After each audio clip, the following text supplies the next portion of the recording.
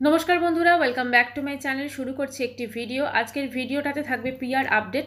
মানে প্রিয়ার আজকে দুটো শর্টস দিয়েছে, একটা ভিডিও দিয়েছে, ব্লগ দিয়েছে। তো সেটা নিয়েই আজকে আমার এই ভিডিওতে আলোচনা থাকবে।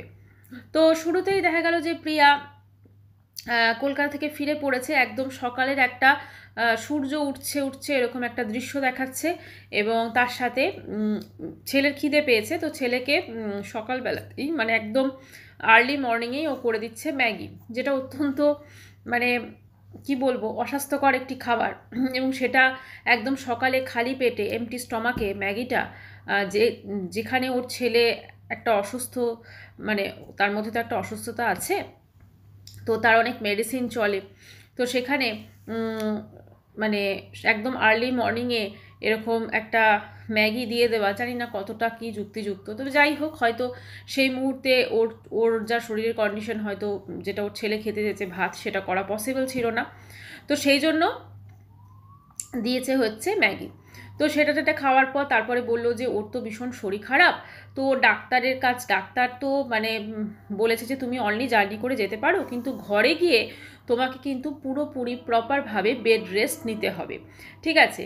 তো আমার কথা হচ্ছে, ও তো প্রচুর গল্প শোনালো যে স্টেশনে এই আমাকে জার্নি করে আসতে হয়েছে, এই স্টেশনে আমি ওভারব্রিজ ক্রস করেছি, এই করেছি সেই করেছি।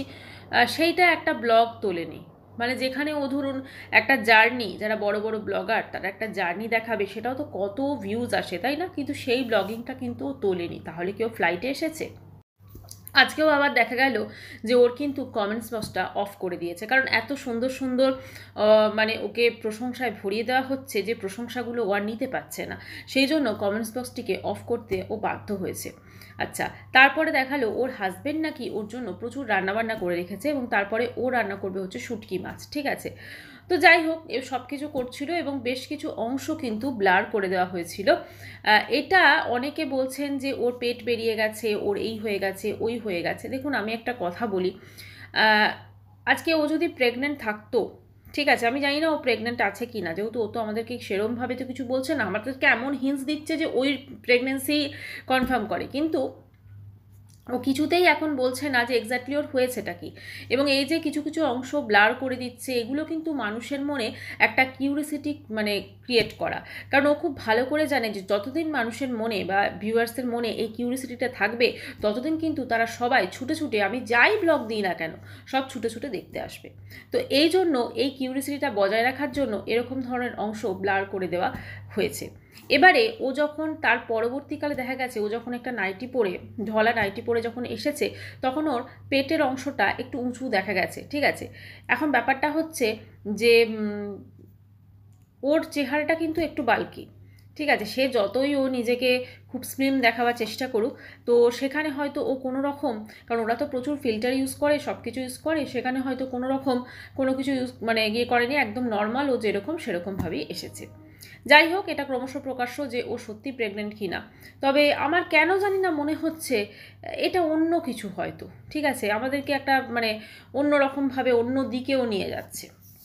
এবারে ওর হাজবেন্ড, যে এতদিনে বোধহয় এত বছরে বোধহয় প্রথমবার তার স্ত্রীকে সারপ্রাইজ দেওয়ার জন্য ঘরে কিনে আনলো একটা ড্রেসিং টেবিল এবং একটা আলমারি, যেখানে একটা খাট পর্যন্ত নেই শোয়ার, ঠিক আছে? যেখানে একটা তার অসুস্থ ছেলে, এবং এখন তো প্রিয়াও বলছে সে প্রচণ্ড অসুস্থ, তো সেই জন্য সেখানে একটা খাট পর্যন্ত নেই। কিন্তু এগুলো এটা অবশ্য বলেছে যে একটা ঘরে তো শোয়ার একটা খাট পর্যন্ত নেই, আর তুমি এরকম একটা আলমারি আর একটা ড্রেসিং টেবিল কিনে আনলে। কিন্তু একটাই আমার প্রশ্ন, যেখানে প্রিয়া সমস্ত কিছু একদম হ্যান্ডেল করে, সেখানে প্রিয়ার হাজবেন্ড প্রিয়াকে না জানিয়ে সত্যি সত্যি কি এগুলো কিনেছে, নাকি পুরোটাই এটাও একটা বলা যেতে পারে অন্যরকম দিকে আমাদেরকে ইশারা করছে, বা অন্যরকমভাবে আমাদের সামনে উপস্থাপন করা হচ্ছে? কথা হচ্ছে, প্রিয়ার যে অ্যাটিটিউড বেড়েছে, এবং সেই অ্যাটিটিউডটা ও যেভাবে চালিয়ে যাচ্ছে, আজকে ওর কি হয়েছে সেটাও বলছে না। একটাই কারণ, ও যদি বলে দেয় আসল জিনিসটা, তাহলে তো ওর ব্লগে যে ভিউজটা আসছে এখন আগের থেকে, সেইটা তো আর আসবে না, তাই না? তবে একটা কথা বলবো, ফ্ল্যাটে তো এসেছে, কিন্তু ফ্ল্যাটে যেইভাবে মানে নিট অ্যান্ড ক্লিন করে থাকা দরকার, পরিষ্কার পরিচ্ছন্নভাবে থাকা দরকার, সেইভাবে কিন্তু থাকছে না। মানে কোনো কিছু অ্যারেঞ্জ করে রাখতে পারছে না এখনও। এতদিন তো হয়ে গেল ফ্ল্যাটে এসেছে, তো দেখা যাক কবে ও অ্যারেঞ্জ করতে পারে। তবে একটাই বলবো যে ও যেটা শুরু করেছে তাতে কিন্তু মোটামুটিভাবে ক্যামেরার সামনে এসে বলে যাচ্ছে আমি প্রচণ্ড অসুস্থ, প্রচণ্ড অসুস্থ। এদিকে দেখুন চলে যাচ্ছে শপিং মলে এবং সেখানে একটা ড্রেসেরও ট্রায়ালও দিচ্ছে। এই যে ড্রেসের ট্রায়াল দেওয়া, এটা দেখুন আমরা যারা মানে কিনে টিনি, সত্যি কথা বলুন তো সব সময় কি ইচ্ছে করে কোনো একটা পোশাক দেখে সঙ্গে যাই ট্রায়াল দিই, ঠিক আছে? তো ওর কিন্তু ওর মধ্যে কিন্তু সেই এনার্জিটা এসেছে, ঠিক আছে? ট্রায়াল দিয়েছে, সব কিছু করেছে, এমনকি ও কিন্তু ওর চ্যানেলের জন্য ফানি ফানি ভিডিওসও কিন্তু শ্যুট করছে।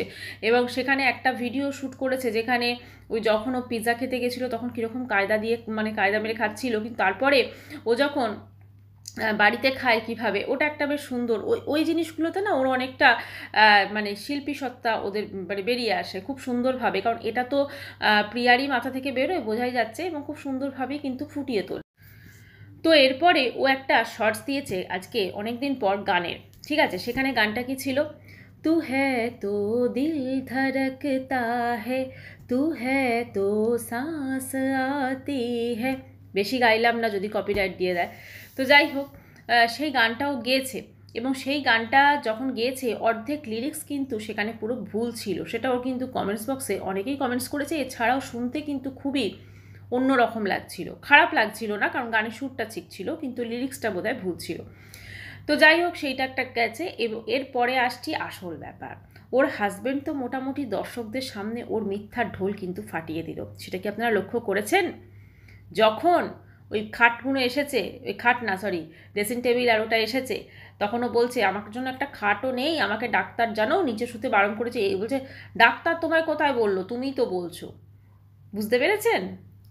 মানে চেষ্টা হচ্ছে ভীষণ অসুস্থ, আমি এই আমি ওই আমি সেই হয়েছে, তোমাদেরকে পরে বলবো, এখন বলা যাবে না, সব বিস্তারিতভাবে বলবো, এই অমুক দিনে বলবো, অমুক টাইমে বলবো, এই করতে করতে কাটাবে এখন কয়েকটা, 1 মাস কাটিয়ে দেবে বোধহয়, ঠিক আছে? তারপরে দেখবেন হয়তো কিছু একটা হয়তো অপারেশন হবে। আজকাল তো গলব্লাডার স্টোন বলুন বা অনেক কিছু হচ্ছে, ঠিক আছে? কিছু একটা অপারেশন হবে, ব্যাস। কাজেই এ যা কিছু করছে শুধুমাত্র ভিউজের জন্য। প্রত্যেকটা ব্লগার এবং ইউটিউবার ভিউজের জন্যই করে, কিন্তু একটু নিজেকে ওভার স্মার্ট দেখাতে যায়। ওভার স্মার্ট দেখাতে গিয়ে যারা দর্শক আছেন এদের মানে কি বলবো, বলে না মিথ্যার যে ঢোল সেটা ফাটিয়ে দেয়, এবং তার জন্য কমেন্টস বক্সটাকে এই যে প্রশংসায় ভরিয়ে দিচ্ছে, কমেন্টস বক্সটাকে অফ করে রাখতে হয়। আচ্ছা, এবারে বলি, এই যে ধরুন আলমারি কিনছে, এই যে ধরুন ড্রেসিং টেবিল কিনছে, এই সব কিছু না এবারে মানুষের মনে একটাই প্রশ্ন আসবে, তোমরা কত বাজে খরচ করো? যেখানে তোমাদের ছেলের একটা এত বড় রোগ আছে, যেটা তোমরাই বলো যে তোমার আয়ুষ, যেটা তোমার ছেলের জন্য তোমাকে অনেক বেশি মানে করে টাকা পয়সা মানে সঞ্চয় করতে হবে, আরও তুমি বিএমটি করাবে কি করাবে সেটা অবশ্যই তোমার পরের ডিসিশন হবে, কিন্তু তার জন্য তো প্রতিটা পদক্ষেপে একটা একটা করে পয়সা তো সঞ্চয় করে রাখতে হবে। কিন্তু সেই পয়সাগুলোকে কীভাবে যথেচ্ছভাবে খরচ করা হচ্ছে, কখনো ড্রেসিং টেবিল কেনা হচ্ছে, কখনো আলমারি কেনা হচ্ছে, কখনো দামি ফ্ল্যাট রেন্টে নেওয়া হচ্ছে, কোনো প্রয়োজন ছিল না এইসব, কোনো প্রয়োজন ছিল না। এই জন্য হয়তো সাময়িকভাবে ভিউজটা আপ হবে, কিন্তু হতে পারবে কি পুরোটা? কাজেই যেখানে ছেলে অসুস্থ, যেখানে ছেলের একটা ভবিষ্যৎ আছে, সব কিছু আছে, সেখানে সেই বাবা মা উচিত যে এক একটা পয়সাও অন্ততভাবে খুব বুঝে শুনে খরচ করা। আর সেখানে এরা কী করছে, যথেচ্ছভাবে খরচ করছে, আর যখন ভিউয়ার্সরা কিছু বলতে যাচ্ছে তাদেরকে উল্টো পাল্টা জিনিস বলছে। আগের দিন এর আগের ভিডিওতে সম্ভবত একটা কমেন্টস এসেছে, একজন কমেন্টস করেছেন ওই ওর মিথ্যা কথা বলা সংক্রান্ত। তো সেখানে ও কমেন্টস করেছে যে এদেরকে মানে তুমি কি বলবো, সারমেয় কথাটা না, যেটা নর্মাল চলতি কথা, সেটা পুরোটা লেখেনি, কিছুটা কুকু লিখে তারপরে ছেড়ে দিয়েছে, ঠিক আছে? তো ভিউয়ার্সদের রীতিমতো এরকমভাবে ও অপমান করছে, যে ভিউয়ার্সদের কাছে এক সময় ও হাত জোর করে বিএমটির জন্য টাকা চেয়েছিল এবং তারা বিশ্বাস করে ওকে টাকা দিয়েছিল, সেই টাকার যে কি হয়েছে সেটা আমাদের চোখের সামনে আজ কিন্তু স্পষ্ট হয়ে গেছে। কিভাবে মানুষের চোখে বলা যেতে পারে মানে মানে কি বলবো, একটা অন্ধ হয়ে গেছিলো প্রতিটা মানুষ এটা ভেবে যে না না ও চাইছে, ও কতটা অসহায়, কতটা অসহায় ও, আজকে ও কতটা অসহায় সেটা আমাদের চোখের সামনে ফুটে উঠছে। যার ছেলের একটা এত বড় রোগ আছে, যেটা ওর কথা অনুযায়ী, যার চিকিৎসা এখনও করাচ্ছে এবং ভবিষ্যতে হয়তো আরও বেশি টাকা পয়সার দরকার হতে পারে, যদি ওরা বিএমটি করে বা অন্য কিছু। তো সেক্ষেত্রে সেই পয়সাগুলোকে ও কীভাবে যথেচ্ছভাবে খরচ করছে। এবং একবার তো ভিডিওতে বলেও ছিল যে ও নাকি জিন থেরাপি করাবে, যদিও সেটা এখনও ইন্ডিয়াতে আসেনি। তো যাই হোক, ইন্ডিয়ার বাইরেও যদি হয়, ওরা যদি গিয়ে করাতে পারে, তাহলে সেটা অসুবিধা কোথায়? সেই সব কিছু কোনো চেষ্টা নেই। তার জন্য কি করছে, গ্রামের সব কিছু ঠিকঠাক থাকা সত্ত্বেও গ্রামটাকে ছেড়ে চলে এলো শহরে। শহরে ফ্ল্যাট রেন্টে নিচ্ছে, ফার্নিচার কিনছে। আচ্ছা, তারপরে কি করছে, শাড়ির ব্যবসা তো অবশ্যই শুরু করেছে। সেটা মানে এখন ও যে ছেলের অসুস্থতা নিয়ে এখন ছেলের অসুস্থতা থেকে ওর নিজের অসুস্থতায় মানে ওটা চলে এসেছে, বুঝলেন তো?